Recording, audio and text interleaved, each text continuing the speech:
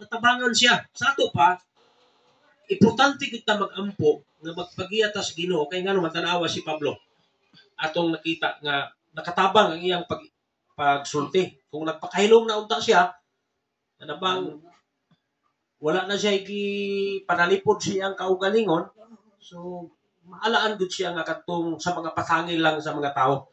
Usa ingon siya dinhi, nandili kaday mao kadtong Ehiptohanon. Okay, di sa 39. Si Pablo mitubag, ako usa ka Hudiyo na tawo sa Tarso, Cilicia nga nagpuyo sa usa ka dakong syudad. Kung mahimo, pasultiha ako sa katawhan. Itugutan siya sa komandante. Busa, mitindog si Pablo o sa hagdanan, kay isunod naman nila si Pablo o gisinyasan niya ang mga tao nga maghilom.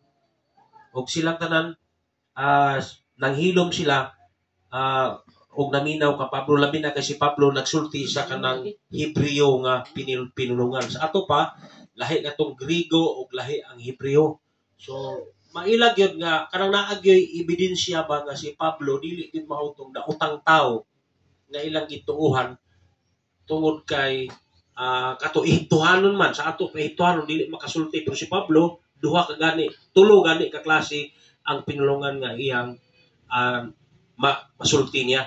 So busa, una akong giingon kaganina nga importante gyud nga kanabang sa panahon sa mga problema nga dili kita magpanik dayon, di ta angay nga kanang mabalaka kay nganuman maghatag gyud ang Ginoo pa og kanang giya unsaon nato nga ang atong problema nga gipasangil nga nato makalingkawas ta. Kay ang importante mo tong ingon ako nga mag-ampo dito sa Ginoo kaalam kay madraiba nato unsa ang kanang mga problema nga naa sa niabot sa ato, madraiba nato maayo kay nganuman na ay gitugot na sa Ginoo nga may tabo kay na ay plano ang Ginoo. Sama kang Pablo. So diini pagiha nakawali na hinuon siya ngadto kanila. So muna itong mabasa diya sa 21 at 22 paingon sa 5. Ako basaw, no? Mga igsoon o mga ginikanan, ingon si Pablo, pamatiya ako o manalipod sa akong kaugalingon. Sa pagkadumog ini sa pagsulti niya sa mga pinulungan Hebreo, labi pa silang naghilom. O si Pablo, mipadayon. Usa ako ka Hudiyo nga natawo sa Tarso, Cilicia, apan dinhi ako magpuyo sa Jerusalem. Ingon nga tinun-an ni Gamaliel. Itudluan ako pag-ayo bahin sa balaod sa atong mga katigulangan o madasigon akong nag-alagad sa Dios sama kaninyong tanan. O gigamit pa ni Pablo sila. Sama ko kaninyo nga madasigon nga nag-alagad. O karon dinhi wala ako lungi pag lutos ang mga tao nga nagsulod sa dalan pasabot mga Kristohanon. Ako pagdakop gipapriso ang mga lalaki o mga babae. Ang pangulong pari o ang mga labang hukmanan makasaksi nga nagsulti ako sa tinuod.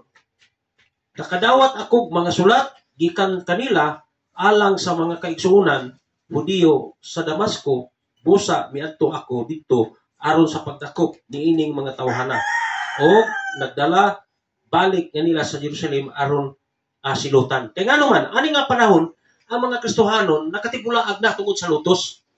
Pero si Pablo nangayo og kanang autorisasyon gikan sa mga pari, sa mga kadakuan nga katong nang layas nga mga magtotoo tungod silang kahadlok nga sila lutuson. Giapas pag ni Pablo, iya pag gipabalik nga to si Jerusalem aron silang masilutan. Kaya nga naman, ang nining panahon na grabe gyud ang mga paglutos o kining naglutos nagtuo sila nga nagsunod sila sa kabuton sa Ginoo. Pero labag na di ay. So muna nga usahay na yung mga tao bitaw nga mainiton kayo nga nagsunod sa ilang relihiyon nga abi nila nga nalipay ang Ginoo sa ilang kinabuhi, pero ang tinuod di ay nakalapas na dahil hinuon sila sa palaod sa Ginoo. So muni, gitagaan si Pablo kaalam aning mga panahon na.